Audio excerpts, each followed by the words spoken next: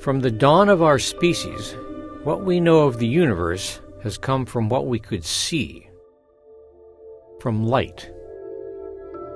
Visible light for the first stargazers, ultraviolet and infrared light for the Hubble Space Telescope, microwaves and radio waves blasting from the cores of galaxies.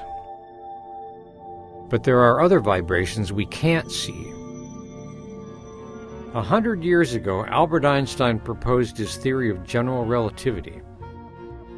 He predicted that the acceleration of massive objects would roil the fabric of space and time, sending out gravitational waves. Nobody had detected one until now. 1 billion years ago, in a distant galaxy, a pair of black holes circled each other. They spiraled inward and finally merged. The collision unleashed the energy of 1 billion trillion suns in a fraction of a second. That energy is still spreading outward in the form of gravitational waves, space-time distortions rippling across the universe at the speed of light. As a gravitational wave travels, it compresses space in one direction and stretches space in the other, like sound going sideways. This push and pull weakens with distance. The wave fades to a whisper, so faint that physicists long thought that gravitational waves would never be measured on Earth. But in Louisiana and Washington, two of the most sensitive detectors ever built have been waiting and listening. Astronomy has grown ears. This is LIGO, the Laser Interferometer Gravitational Wave Observatory. Each detector has an L-shaped antenna with arms 2.5 miles long. Inside the ends of each arm, mirrors of ultra-pure glass are isolated from the noise, heat, and vibrations of the outside world. A beam of laser light measures the separation of the mirrors. The beam is split and sent toward mirrors at the end of each arm. If the arms are precisely the same length, the returning beams cancel each other out, and LIGO's detector sees no light. But a passing gravitational wave would stretch one arm and squeeze the other.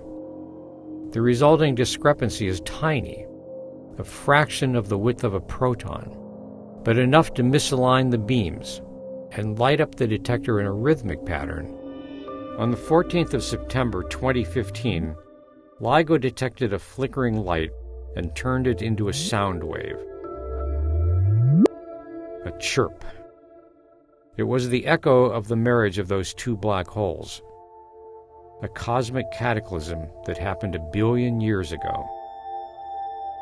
Hearing a gravitational wave has opened up a new kind of astronomy. For the first time, we have ears as well as eyes on the heavens. And LIGO is only the beginning. In January of 2016, the LISA Pathfinder spacecraft arrived at its destination, a spot in space 1 million miles from here, where the gravity of Earth and Sun cancel each other out.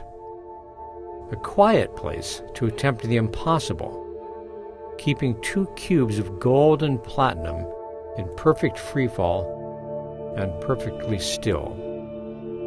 The mission is a test, groundwork for a future mission, ELISA, 3 spacecraft 1 million kilometers apart, linked with lasers, lying in wait for gravitational waves. The largest instrument ever built would be dedicated to Einstein's elusive waves. From nearby black holes to the first rumblings of the Big Bang itself. From ultimate birth to ultimate doom. Ears tuned to the invisible music of the cosmos.